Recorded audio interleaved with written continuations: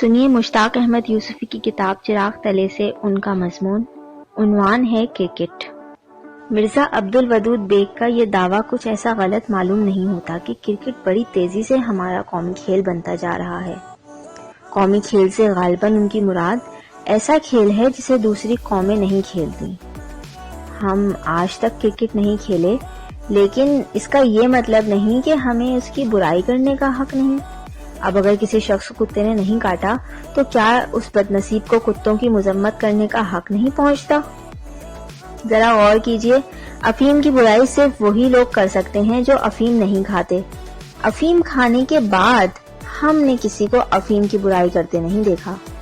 برائی کرنا تو بڑی بات ہے، ہم نے تو کچھ بھی کرتے نہیں دیکھا۔ اب بھی بات صاف نہیں ہوئی تو ہم ایک اور مستند نظیر پیش کرتے ہیں۔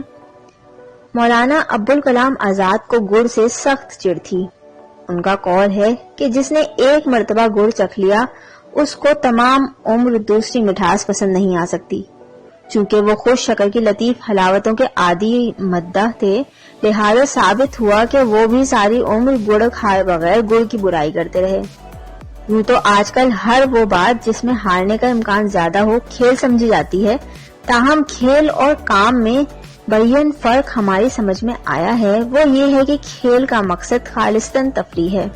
دیکھا جائے تو کھیل کام کی ضد ہے، جہاں اس میں گمبھیرتا آئی اور یہ کام بنا۔ یہی وجہ ہے کہ پولو انسان کے لیے کھیل ہے اور گھوڑے کے لیے کام۔ ضد کی اور بات ہے، ورنہ خود مرزا بھی اس بنیادی فرق سے بے خبر نہیں۔ ہمیں اچھی طرح یاد ہے کہ ایک دن وہ ٹنڈو والا یار سے معاوضے پر مشاعرہ پڑھ کے لوٹے تو ہم سے کہنے لگے، فی زمانہ ہم تو شاعری کو جب تک وہ کسی کا ذریعہ معاش نہ ہو میری عیاشی بلکہ بدماشی سمجھتے ہیں۔ اب یہ تنقید قائم کی جا سکتی ہے کہ آیا کرکٹ کھیل کے اس معیار پر پورا اترتا ہے یا نہیں۔ فیصلہ کرنے سے پہلے یہ یاد رکھنا چاہیے کہ کرکٹ دراصل انگریزوں کا کھیل ہے اور کچھ انہی کے بلغمی مزاج سے لگا کھاتا ہے۔ ان کی قومی خصلت ہے کہ وہ تفریح کے معاملے میں انتہائی جذباتی ہو جاتے ہیں اور معاملات محبت میں پرلے درجے کے کاروباری۔ اسی خوشگوار تضاد کا نتیجہ ہے کہ ان کا فلسفہ حد درجے سطحی ہی ہے اور مزاح نہایت گہرا۔ کرکٹ سے ہماری دلبستگی کا ایک پرانا واقعہ ہے جس پر آج 100 سال بعد تعجب یا تعصب کا اظہار کرنا اپنی ناواقفیت عامہ کا ثبوت دینا ہے۔ 1857 کی رست خیز کے بعد بلکہ اس سے کچھ پہلے ہی ہمارے پرکھوں کو انگریزی کلچر اور کرکٹ کے باہمی تعلق کا احساس ہو چلا تھا۔ چنانچہ سر سید احمد خان نے بھی انگریزی تعلیم و تمدن کے ساتھ ساتھ کرکٹ کو اپنانے کی کوشش کی۔ روایت ہے کہ جب علی گڑھ کالج کے لڑکے میچ کھیلتے ہوتے تو سر سید میدان کے کنارے جان نماز بچھا کر بیٹھ جاتے، لڑکوں کا کھیل دیکھتے اور رو رو کر دعا مانگتے، الہی میرے بچوں کی لاش تیرے ہاتھ ہے۔ جیسا کہ اوپر اشارہ کیا جا چکا ہے، کرکٹ انگریزوں کے لیے مشغلہ نہیں مشن ہے۔ لیکن اگر آپ نے کبھی کرکٹ کی ٹیموں کو مئی جون کی بھری دوپہر میں ناعاقبت اندیشانہ جرأت کے ساتھ موسم کو چیلنج کرتے دیکھا ہے تو ہماری طرح آپ بھی اس نتیجے پر پہنچے بغیر نہ رہ سکیں گے کہ ہمارے ہاں کرکٹ مشغلہ ہے نہ مشن۔ اچھی خاصی تعزیری مشقت ہے جس میں کام سے زیادہ عرق ریزی کرنی پڑتی ہے۔ اب اگر کوئی سرفراہ منہ مانگی اجرت دے کر بھی اپنے مزدوروں سے ایسے موسمی حالات میں یوں کام کرائے تو پہلے ہی دن اس کا چالان ہو جائے۔ مگر کرکٹ میں چونکہ عام طور سے معاوضہ لینے کا دستور نہیں، اس لیے چالان کا سوال ہی پیدا نہیں ہوتا۔ ہمارے ہاتھوں جس طرح ہلکا پھلکا کھیل ترقی کر کے کام میں تبدیل ہو گیا وہ اس کے موجودین کے وہم گمان میں بھی نہ ہوگا۔ غالب نے شاید ایسی ہی کسی صورتحال سے متاثر ہو کر کہا تھا کہ ہم مغل بچے بھی غضب ہوتے ہیں، جس پر مرتے ہیں اس کو مار رکھتے ہیں۔ اور اس کا سبب بظاہر یہ معلوم ہوتا ہے کہ اس کھیل کے معاملے میں ہمارا رویہ بالغوں جیسا نہیں، بالکل بچوں کا سا ہے، اس لحاظ سے کہ صرف بچے ہی کھیل میں اتنی سنجیدگی برتتے ہیں۔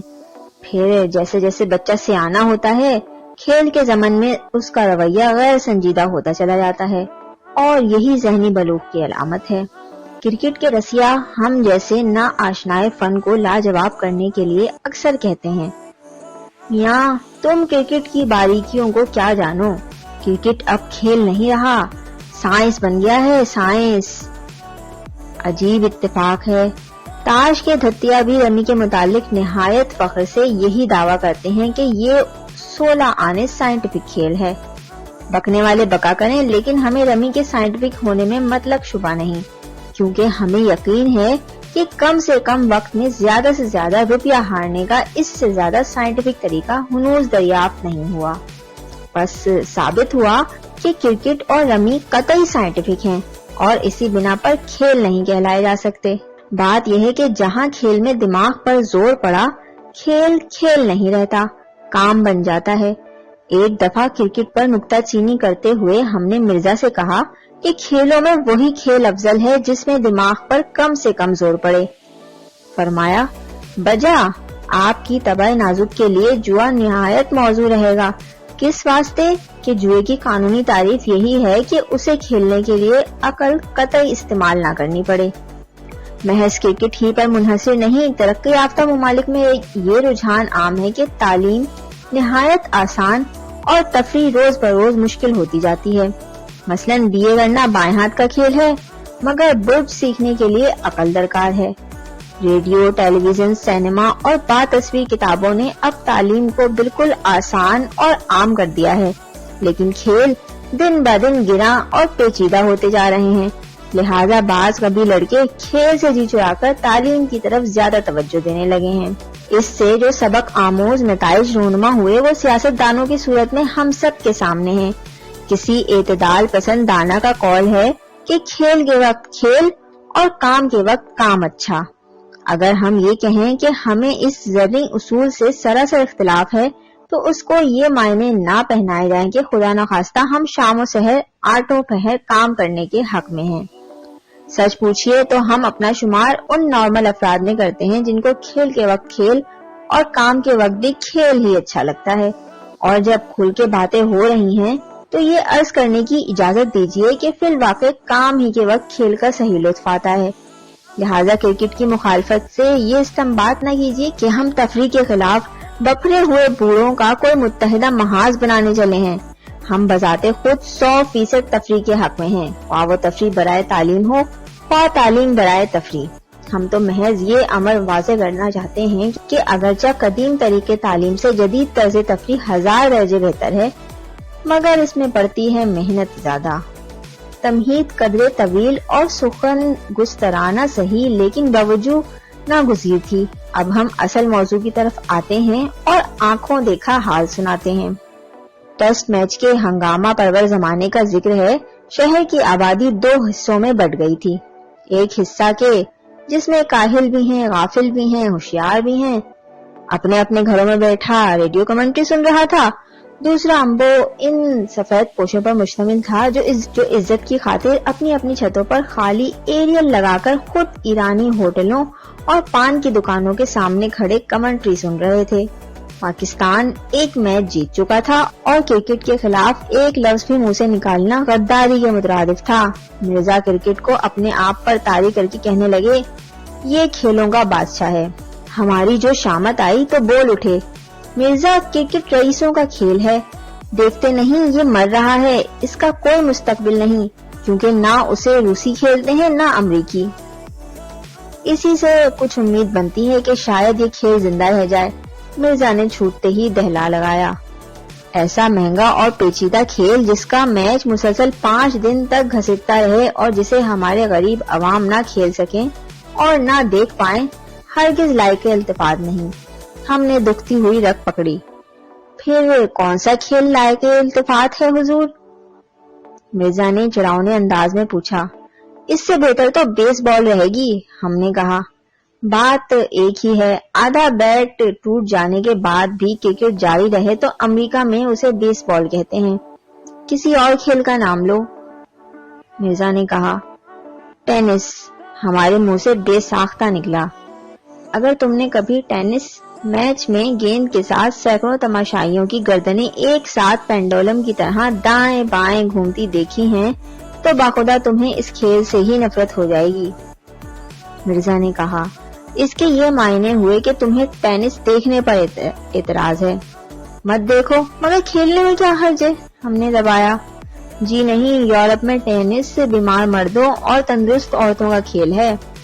صاحب، اچھے کھیل کی خوبی یہ ہے کہ کچھ ہاتھ ہلیں، کچھ پاؤں ہلیں، اچھلیں بازو، پھڑکیں سب تن۔ ایک مرزا نے ایکا ایکی ہمارے مقابلے پر نذیر اکبر آبادی کو لا کھڑا کیا، جن سے نبٹنا فی الجملہ ہمارے لیے مشکل تھا۔ چلو ہاکی صحیح، ہم نے سمجھوتے کے انداز میں کہا۔ چھی، ہماری یہ بڑی کمزوری ہے کہ اپنی ٹیم کسی کھیل سے جیت جائے تو اسے قومی کھیل سمجھنے لگتے ہیں اور اس وقت تک سمجھتے رہتے ہیں جب تک ٹیم دوسرا میچ نہ ہار جائے۔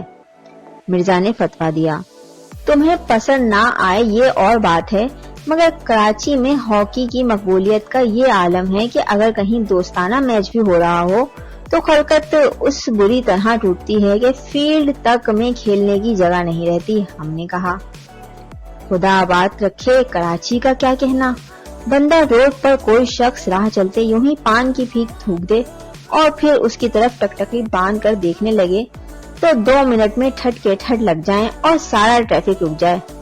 یاد رکھو، تماشے میں جان تماشائی کی تالی سے پڑتی ہے، نہ کہ مداری کی ڈگڈگی سے۔ مرزا نے بات کو کہاں سے کہاں پہنچا دیا۔ فٹ بال کیسی رہے گی؟ ہم نے عاجز آ کر آخر انہی سے پوچھا۔ مرزا کہنے لگے، کرکٹ اشراف کھیلتے ہیں، فٹ بال دیہاتیوں کا کھیل ہے، جٹ گنواروں کا۔ ہڈیاں توڑوانے کے اور بھی مہذب طریقے ہو سکتے ہیں۔ لا حول ولا قوت، اس باجماعت بدتمیزی کو کھیل کس نے کہہ دیا؟ آپ نے شاید وہ لطیفہ نہیں سنا کہ ایک پرانا کھلاڑی چند سکھوں کو فٹ بال کھیلنا سکھا رہا تھا۔ جب کھیل کے سب قاعدے ایک ایک کر کے سمجھا چکا تو آخر میں یہ گڑ کی بات بتائی کہ ہمیشہ یاد رکھو، سارے کھیل کا دار و مدار فقط زور سے کک لگانے پر ہے، اس سے کبھی نہ چوکو۔ اگر گیند کو کک نہ کر سکو تو پرواہ نہیں، اپنے مخالفی کو کک کر دو۔ اچھا، اب کھیل شروع کرو، گیند کدھر ہے؟ یہ سن کر ایک سردار جی اپنا جانگیا چڑھائے ہوئے بےتابی سے بولے، گیند دی ایسی تیسی، تسی کھیل شروع کرو خالصہ۔ لیکن گواروں اور دیہاتیوں کے ساتھ کھیلنے میں کون سی ہیٹی ہوتی ہے؟ ہم نے اپنے جمہوری جذبے سے تقریباً نڈھال ہو کر پوچھا۔ تفریح میں بری صحبت سے پرہیز لازم ہے۔ یاد رکھیے، آپ تجارت اور عبادت تو کسی کے ساتھ بھی کر سکتے ہیں، لیکن تاش صرف اشرافوں کے ساتھ کھیلنے چاہیے۔ یہی نہیں، یورپ میں بھی اس فرق کو ملحوظ رکھا جاتا ہے۔ وہاں بڑے سے بڑے اسٹاک ایکسچینج اور گرجا میں ہر کس و ناقص کو بے روک ٹوک جانے کی اجازت ہے، مگر کلب اور کسینوں میں فقط خاندانی شرفا بار پاتے ہیں۔ کیا عرض کریں، کرکٹ کے مخالفوں کو قائل معقول کرنے کے لیے مرزا کیسی کیسی دھاندلی روا سمجھتے ہیں اور آنے واحد میں بات کو تنگنائے منطق سے نکال کر اس مقام پر پہنچا دیتے ہیں جہاں بات کرتے دشمنوں کی زبان کٹتی ہے، بات گنجلک ہوتی جاتی ہے۔ اس لیے ہم وضاحتاً ان کے برہان کاتا کی ایک ادنا مثال پیش کرتے ہیں۔ ایک دن کرکٹ کے جسمانی فوائد، روحانی فیوز کا بیان آگے آئے گا، پر روشنی ڈالتے ہوئے فرمانے لگے، کرکٹ سے کلائی مضبوط ہوتی ہے۔ کلائی مضبوط ہونے سے فائدہ؟ کرکٹ اچھا کھیلا جاتا ہے۔ ایک اور نازک موقع پر انہوں نے اسی قسم کی منطق سے ایک کچھ فہم کا ناطقہ بن دیا۔ ان صاحب کا استدلال تھا کہ کرکٹ میں ہر وقت چوٹ چپیٹ کا خدشہ لگا رہتا ہے۔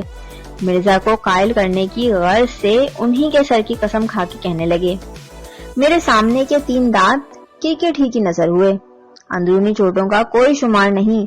وہ تو کہیے بڑی خیر ہوئی کہ میرے اوسان خطا نہیں ہوئے، اگر میں عین وقت پر منہ نہ پھاڑ دیتا تو کہیں زیادہ نقصان ہوتا۔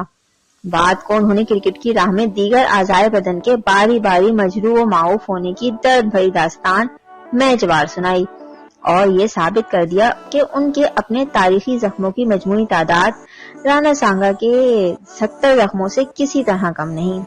مرزا نے جھنجھلا کر کہا، مگر دستانے، پیڈ اور گارڈ آخر کس مرض کی دوا ہیں؟ وہ صاحب بولے، دیکھیے نا، یہ ذرا بختر تو خود اس بات کی دلیل ہے کہ کھیل واقعی خطرناک ہے۔ ان حفاظتی تدابیر کا نام سن کر مجھے اس وقت اپنے گاؤں کا وہ زمیندار یاد آ رہا ہے جس نے 70 سال کی عمر میں ایک 16 سالہ لڑکی سے شادی کی تھی۔ ابھی سہاگ کے جوڑے کا قلب بھی ٹھیک سے نہ ٹوٹا ہوگا کہ وہ حالات پیدا ہو گئے جن میں بعض جلد باز اصحاب قتل کر بیٹھتے ہیں۔ لیکن آدمی تھا بلا کا دور اندیش. بہت کچھ غور و خوض اور اپنی طبیعت کے فطری رجحان کو دیکھتے ہوئے اس نتیجے پر پہنچا کہ خودکشی نسبتاً آسان رہے گی. قتل میں بڑا کھٹراک ہے.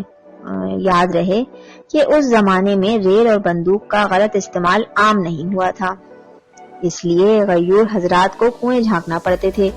لیکن ان دنوں کڑاکے کی سردی پڑ رہی تھی اور کنویں کا پانی ایسا ٹھنڈا برف ہو رہا تھا کہ غصے میں کوئی آدمی کود پڑے تو چھن سے آواز پیدا ہو.